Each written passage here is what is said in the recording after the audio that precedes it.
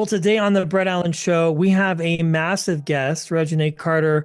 I'm so excited. I mean, good grief, as I live and breathe, she is in front of me, and she plays Miss 290, one and a half of Kold and Wendy's rival rap group, K-Town, on season 2 of Kold and Wendy on All Black Network. New episodes stream weekly. Thank you for your time, Reginae. It's a pleasure to meet you, and I'm excited to chat with you today about this show. Thank you for having me. Well, I think everybody knows who your dad is, but you have definitely carved your own path, set yourself out on a massive career, and just really made a name for yourself, which I think is so cool. So you have joined season 2 of this series, which is so good. How did you become involved with it? What interested you in being a part of it? Well, like a year or two ago, I actually narrated Kold and Wendy's first season. Okay.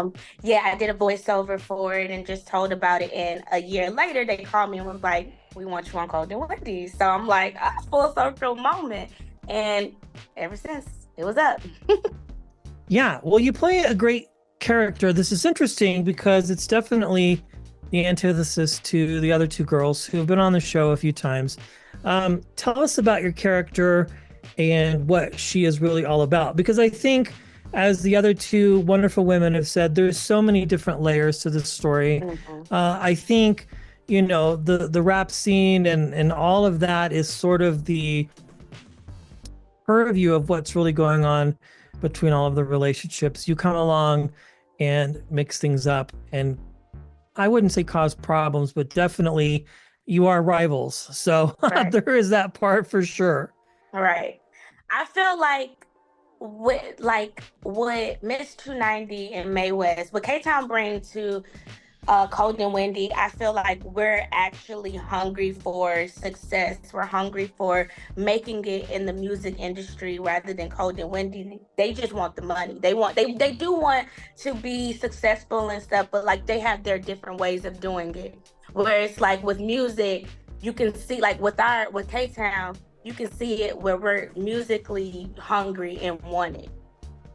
Yeah, I think that's true. And I think this is definitely art imitating life. Obviously, you are part of this world for real. So you know and have seen how this industry can work and how, some people just chase fame and they want money, but that doesn't last really because you have to really want it, right? And I think that's one of the biggest things of the story. Would you agree? I feel like so for sure. For sure. Yeah. So talk to me about this. You've created this character. When you become a part of it, obviously you were familiar with the first season, but now you're approached and asked to be a part of the story and to create this fictional character. Like, what is your process, Reginae? I think people find this part very interesting. Well, I feel like it was actually fun to just come out and channel my Chicago girl. I have a lot of friends that's from Chicago, so even just getting ready for the role, I was like my friends were like practicing, telling me what I need to say, the different lingo. Like, I feel like it is definitely different from me to like tap into somebody else, but I've always wanted to do that. So it's like I'm finally doing it now, and it's dope. Yeah, it really is. Very believable, by the way. So let's just talk about this amazing career that you've had.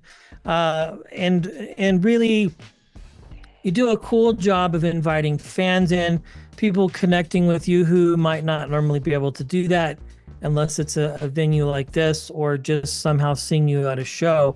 What are some of the things that you've learned, Reginae, that have linked to your success as far as just, your public persona, meaning a professional, image of yourself? Like, I imagine, like, with all of this success and fame and popularity, like, you've had to learn some things. But what are some things that you've taught yourself or maybe others have taught you to really, like, just keep a solid head in the midst of all this? Because I would imagine it could be a lot, maybe for some people. Yeah, I would say just keep a level head, always know who you are. Don't let this industry change you. Not everything deserves a response, like just I feel like sometimes you got to keep your eye on the like, I don't know, like you got to keep your eye on the ball, like, and sometimes there's a lot of things in this industry and in life period that can distract you or try to make you fall short maybe. But I have a great relationship with God, so I know my plan in life. I know what he has for me, and I can only imagine what I haven't seen and what I don't know is to come. So I just keep my relationship with God super strong and know who I am. That's really great. I love to hear that because I think like the success and all of that, I would say for sure is where the source comes from, is from him, right? I mean, really like having the platforms that you do. Yeah. When you are meeting fans, either when you're doing press for this great season 2 show or other things, do young fans, young women or men, whoever, do they ask you for advice? Like, what are some things that you feel are important to know if you have a desire to pursue the musical industry or even acting for that matter? I do get asked advice a lot. I feel like I have a YouTube channel where it's like I do this thing called Safe Space with Renee, and I have like people tell me what they're going through or any questions that they have, and I feel like I am the voice. I am one of the voices from this generation where it's like sometimes it does feel like you're not gonna go nowhere, or because you're not doing this the way everybody's doing it, it might feel like it might make you a little discouraged. But my whole thing is always know that you have a plan. Don't ever get discouraged and have a great relationship with God and just have faith. You got to keep the faith. Yes. Well, I find it interesting about this character that you play. There are a lot of layers to Miss 290. As you mentioned, you have the one group who wants the fame and success, but really like just wants the financial gain and will almost in some cases not do anything to get it. But then you have the people who are really hungry for it. So do you find yourself learning lessons from this character about yourself that maybe you didn't know about yourself before? Like you play a character, you learn about them and you're like, oh, I'm a little bit like this in some ways, maybe in the positive for sure. I feel like every character I get, I try to like see if I have any similarities or if I don't. And I definitely have a lot of similarities with Miss 290, just like that attitude that nobody's going to stop me because I don't know. I gotta be on top. I have to be like number one. And even if I don't, I feel like I'm still hype about it because I know I worked my behind off to get here. Like, yes. I know at least I did everything that I could to be here. I never felt like, oh, because that person is ahead of me. Like, say, for instance, with Miss 290 and with Kold and Wendy, I feel like they're looking at K-Town like, hold up, they working with this person, they this state, they doing that, but that's discouraging them. You can't get discouraged. You got to be like, okay, I see them. I'm going to go harder. And that's just what it is. Yes. Well, if there was anything that you had hopes for the fans to take away from season 2, like as I said at the beginning, there are a lot of layers to this story, right? We learn about your character and her involvement and all the different things, but like not necessarily. I guess my question is there a hope that you have that people take away from this season 2 and maybe from your character in particular? Well, I definitely want people to see my craft and want people to see like the things that I like me as an actress, rather than who's my parents, what I'm doing on IG, all of the other stuff, the reality world. Like I really want them to see me for me. Another takeaway I want people to take from Kold and Wendy and just like what's going on in the show is that things happen. Like sometimes you have to give up certain things to get to where you want to go. Like, and that is a big lesson in life, period. Sometimes you want to be up all night, but then you gotta go on set and you gotta you gotta remember these lines or you gotta study this. Like, so it's a big life lesson with Kold and Wendy. I really feel like if people really paying attention. So when you're not acting or performing on stage, like how does Reginae unwind? What are your guilty pleasures? Do you binge watch Netflix? What do you do to take a break from all of the, lights and camera, so to speak, and just be you, your authentic self, as you've mentioned, throughout our conversation today?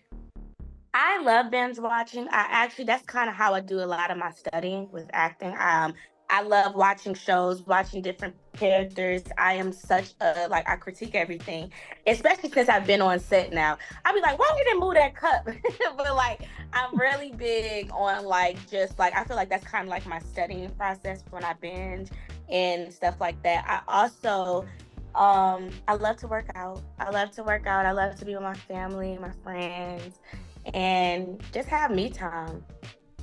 Yeah. So when you're watching other shows now, are you finding yourself going, that's a weird shot, or why did they hold Sure. You're like, okay. For sure. Well, that is so awesome. You are amazing. This is so cool and such a great opportunity we've had today. So thank you to your team for allowing us to have a few minutes with you. Now, this is so cool. This is a show that's co-created and executive produced by Kenny Young, Phil James, Vernon Extreme Brown of Chalice Entertainment, and just so many great people over at All Black. This episode's continually streamed weekly. Are you excited for people to finally get to see this character? I mean, it has to be huge for you from what we've seen so far. It just has to be a thrill. Yes, I'm super excited. And really, I've always wanted to be an artist and I studied so many female rap artists when I was doing the filming of the show too, because I wanted to channel my female, my rapper, and I always wanted to do that, but I'm not going to do that because my dad is the best rapper alive, and everybody's gonna always be like, "Oh yeah, there's gonna be a lot of people." No, I'm gonna just act and just play around in music.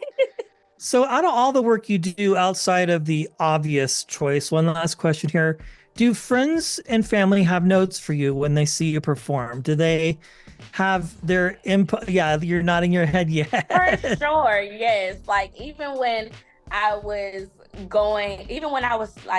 rehearsing for Miss 290 and studying the lines, my friends was like, you gotta say west side, best. They was telling me different things. My mom is one thing about my mother, she's always going to tell me the truth.